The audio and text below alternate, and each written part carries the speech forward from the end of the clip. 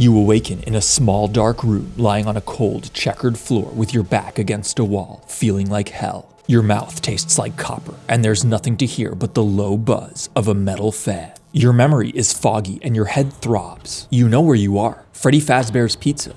However, something is wrong. The place is trashed and your chest feels heavy with dread.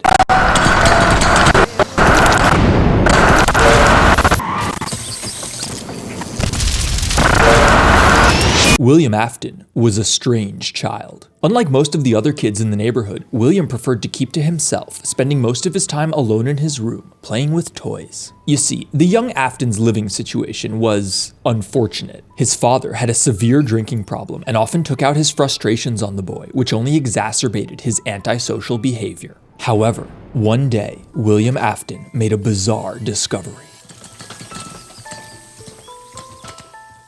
A Shadow Over Freddy's is scary. It's really scary. What is Catnap and Dog Day? Like Five Nights at Freddy's 4 before, the game forces you to turn up your volume and listen intently for audio cues, but should you fail, the game absolutely destroys you with some of the most effective jump scares I've ever encountered. Furthermore, the game's plot is perhaps the darkest, most twisted take on William Afton's character that we've ever seen. Okay, that's an exaggeration. There are some exceedingly messed up takes on Afton, but this game is actually pretty fucked up, so you've been warned. William Afton awakens in the security office of the FNAF 1 location, completely unaware as to how he ended up here. He is, of course, familiar with the building's layout. He's the founder of Freddy Fazbear's Pizza, after all, but the rest of his memories are hazy. Furthermore, something is wrong. The place is trashed, the walls and floors stained, and even worse, most of the power is out. Filled with a terrible sense of dread, William stands, grabs a flashlight, and moves to leave the dilapidated pizzeria. As night one begins, we find ourselves navigating the pizzeria, searching for the exit. The hallways echo with clicks, clanks, and other strange sounds. It's an old building, and it's obviously in pretty bad shape, so weird noises aren't totally outlandish, but one can't shake the feeling that something else is in the pizzeria with us. At each junction point, we can hold right-click to listen in the direction that we're facing. Ideally, this yields nothing but silence, but if something is in the room as we're listening, there are two options for dealing with an animatronic in our path. The best choice is to simply go around them, but that's not always possible, and when this happens, all we can do is wait. Eventually, the animatronic will leave, and we can move forward. I think I peed a little bit in my pants. One of the most effective things about A Shadow Over Freddy's design is that the enemies can move into the room that you're currently in. They literally sneak up behind you. Get your ass out of here, Shadow Bonbon. However, they don't trigger their jump scare immediately, but rather they just linger in the room. Only once you leave and move into the next room does the jump scare trigger, which creates an incredible amount of tension. Joy creation's great, yeah.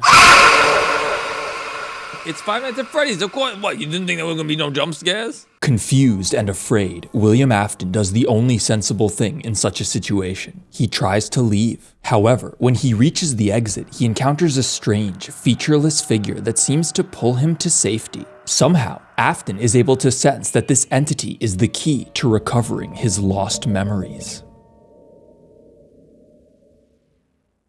There once was a little kid who liked to play with his toys by his lonesome. However, one day during playtime, his family's pet dog stole his prized robot figure and ran off into the woods. Giving chase and catching up to the animal, the boy tried to reclaim his toy, only to find himself in a game of tug-of-war with the excited dog. Frustrated by his pet's refusal to let go and failing to understand that the dog thought this was a game, the boy reached for the animal's neck. Having gotten his friend back, the kid wiped the pool of drool off the toy robot using the bottom of his shirt. He walked back home, leaving the animal twitching helplessly on the grass with barely enough room left in its swollen neck to let out a pitiful, dry howl. Emerging from the trees, the boy returned the toy robot to its rightful place and continued playing, as if nothing happened. That afternoon, the parents found the body of the dog. They buried it where it lay.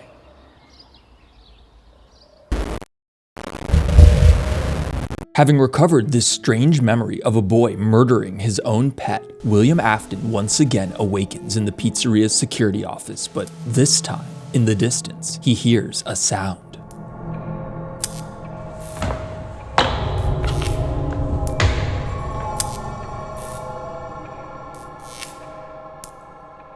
Night 2 is when the true Shadow Over Freddy's begins.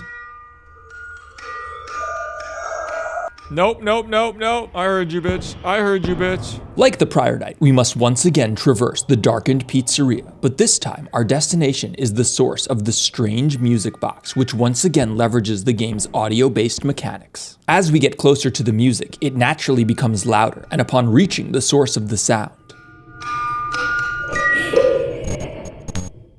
the music box, or whatever is holding it, moves. Furthermore, it moves far enough away that we can't hear it at all from the stage on which we're standing. Recognizing what he needs to do, William Afton begins to hunt for the source of the sound.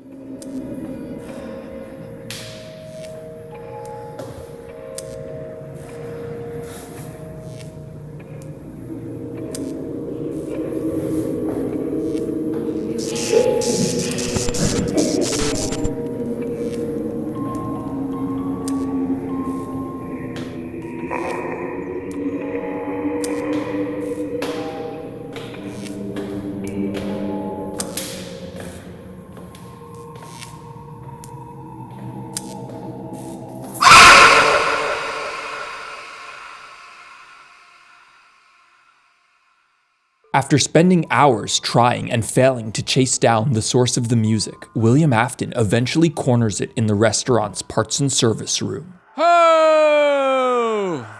What's a good horror game recommendation? I mean, I said before the best one is Bloodborne, but it's difficult to play. You need a PS4 or PS5, and it's also really hard. It's a Dark Souls game. Like, it's really hard. Like, it's not for everybody. William is once again pulled to safety as the sounds of the untuned music box wind down. The shadow appears yet again, offering another glimpse into the past. A few nights after the death of his dog, the boy found himself unable to sleep during a harsh downpour. Beneath the covers of his bed, he closed his eyes and tried to ignore the storm just outside. However, a sense of creeping discomfort kept him from falling asleep, the feeling that something was watching him.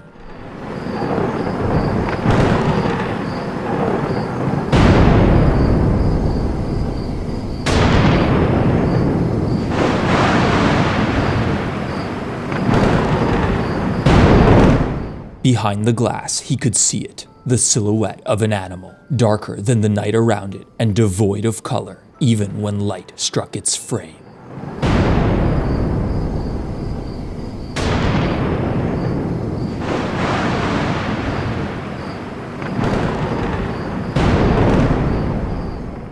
His uneasiness pushed to the side by growing curiosity, the boy got up from his bed and approached the window. The animal had something in its mouth, something familiar. His favorite toy, stolen again. As the dog turned away and walked into the forest, the boy couldn't help but follow along. The shadow led the boy to the spot at the edge of the forest where he had left his pet dog.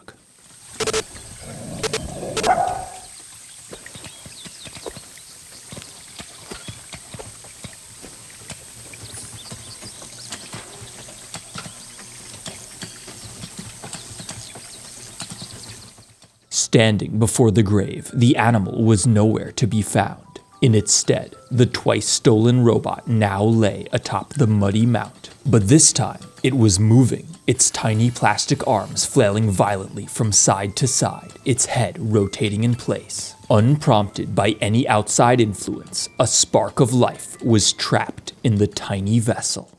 Also, it suddenly stopped raining, and totally not because I forgot to turn the rain particle system back on before rendering this scene out. Fascinated by this discovery, the boy lifted the toy from the ground and held it tightly with both of his hands, preventing the twitching robot from escaping his grasp. And with that, the boy returned home, smiling from ear to ear.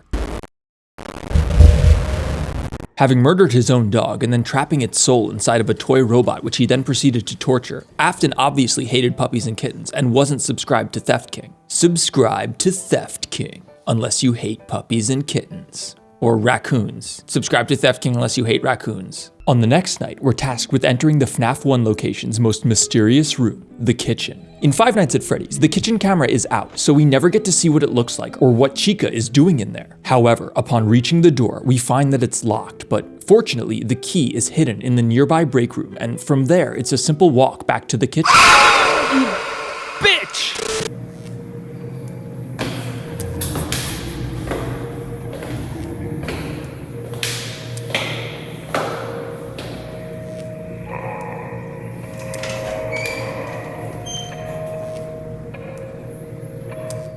As the room fades away, the shadow offers another memory. This is a true story that I tell to you. I hope you're taking notes for the quiz at the end. There was once a young man who had grown hungry for knowledge.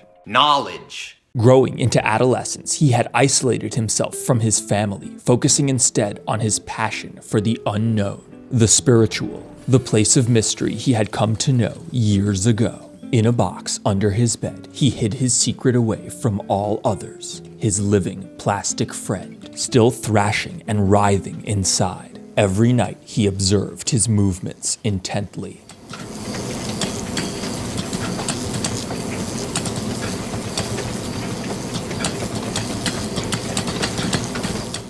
The young man spent entire days away from home, reading and studying about spirits and vessels. His interest turned into obsession, and his need to understand grew. Since he was a kid, the young man never saw his dad as anything more than an obstacle. He was a moody, aggressive old alcoholic who only talked to his son when he needed something to shout at. Having driven everyone that loved him away, the drunkard was worth less than nothing in the eyes of the boy. Thus, he was the perfect candidate. One day, when coming home, seeing the old man sprawled onto the kitchen table with a bottle in hand, he grabbed a small felt doll and made his way to the house's garage.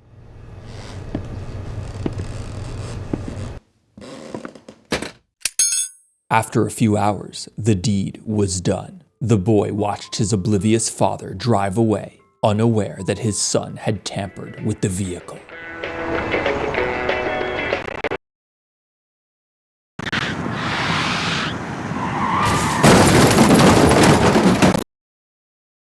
To be fair, the father was drunk also, shouldn't have been driving.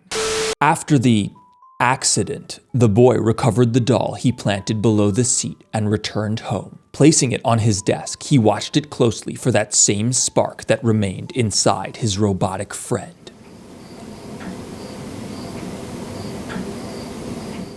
However, to his frustration, no movement came from the doll. The vessel he had prepared for his father was empty, devoid of even a single remnant of life. Furious by his failure, he ripped the felt doll apart and threw it aside. What a waste. From then on, he was free of the shackles of his drunken caretaker, but without the trophy he had planned to take for his monstrous act of sabotage. Unflinching in his resolve, and with no guilt in his empty heart, the boy contemplated what to do next. When Afton awakens in the pizzeria yet again, the Shadow tasks him with assembling the scattered limbs of one of Dawko's Hex Freddy plushies, which are available right now at hex.store. This is the first night on which we really get to explore the pizzeria and start mastering its layout. Unlike the prior nights, there aren't really any clues as to where the plushie pieces are, so you really just have to look for them. Furthermore, on this night, Foxy is introduced. Like his FNAF 1 counterpart, Foxy doesn't move freely through the pizzeria like the others. Instead, he remains stationary at Pirate's Cove, and again, like FNAF 1, we need to check on him periodically lest he depart from his stage and begin relentlessly hunting us down. If too much time passes without checking on Foxy, you hear his chuckle in the distance, indicating that you need to get your ass over to Pirate's Cove right now because Foxy is getting restless.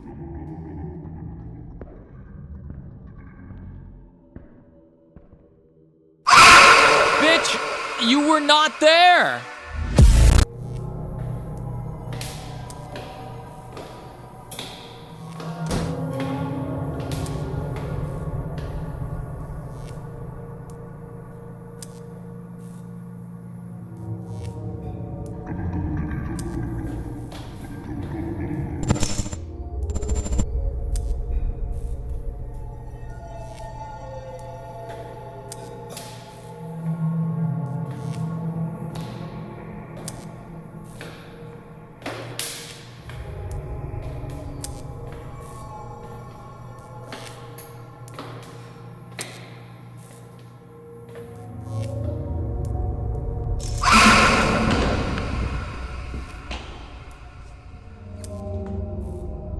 This is the night on which all of A Shadow Over Freddy's mechanics shine best. You need to explore the entire pizzeria whilst avoiding Bonnie, being pursued by Chica, and periodically checking on Foxy. Unlike the prior nights, the in-game clock is actually a threat this time around. An animatronic showing up in the wrong place or at the wrong time can completely derail your route, forcing you to improvise and leading to some really fun, scary moments. Oh, 5 a.m. Furthermore, the perimeter of the pizzeria is a lot safer than the interior, but traveling along the walls takes longer than cutting through the tables in the center, which once again leads to fun, emergent gameplay decisions.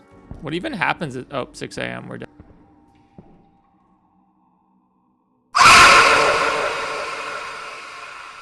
Finally, after collecting all 5 pieces of the plush, which notably has no torso, the Shadow once again whisks us to safety, offering us a final tale.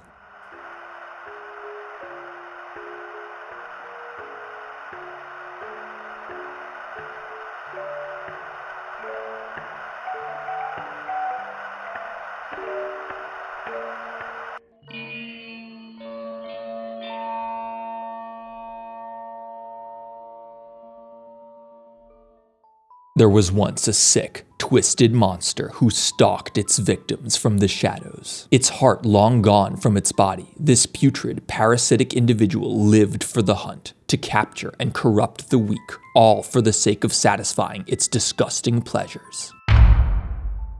Tonight was no different. This vile vampire of society spotted a young girl left outside the entrance to a family restaurant.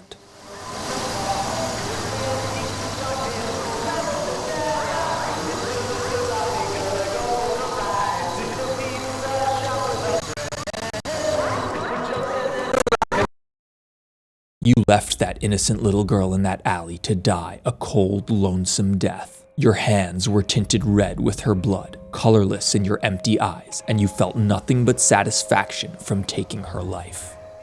And for what? You don't remember. We both know that's not true. These meetings have been merely a formality. If it were up to me, I would have left you to be torn apart by your captors, limb from limb. Just like you tore the life away from her that night, tossing her into the trash after capturing the fragments of her essence. It's fucked up because the puppet is Charlie. She's the one talking to him right now. That's what makes this all so twisted. But now, it's time for you to feel her pain, to feel the pain that all your victims suffered. Rot in hell, William Afton, alongside the shadows of your past. In the climax of A Shadow Over Freddy's, we once again awaken in the security office, but this time the pizzeria is tinted red, and unlike the prior nights, we're given one simple instruction: run. On night 5, the pizzeria no longer makes sense spatially. Regardless of the direction we choose to move in, we find ourselves teleported to a random room, making it impossible to keep our bearings. So you can't possibly need to check on Foxy if it's just random. On top of this, the animatronics have never been more aggressive, relentlessly chasing us through the restaurant, even as we teleport around.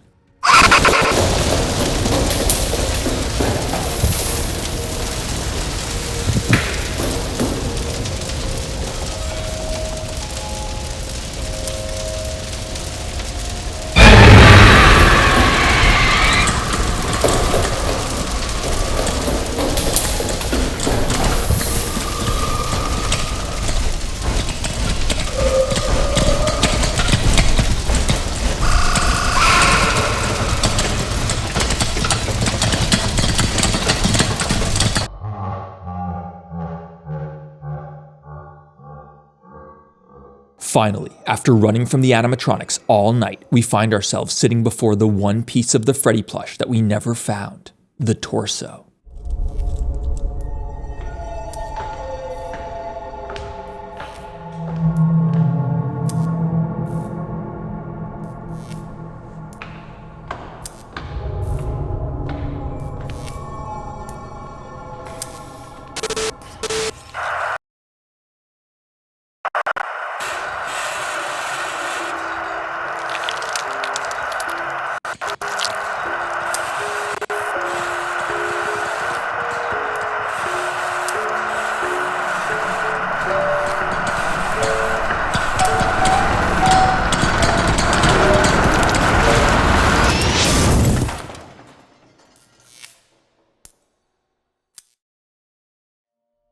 There was once a man named William Afton who chose to waste time chasing shadows, turning a blind eye to the suffering of others. Leeching off the remnant of life that was robbed from your victims, you fought your fated death until your last breath. But after decades of running away from retribution, you perished, trapped by your own machinations. Your body turned to ash, crushed inside one large metallic coffin. Your soul, now naked and vulnerable, was dragged down into the darkest depths of the earth and taken by the forces that would decide your fate.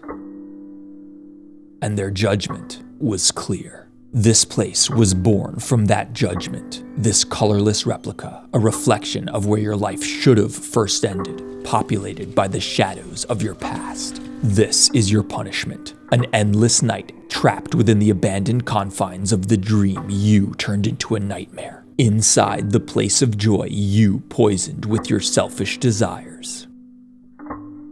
Congratulations, it's your own personal hell. You truly deserve it.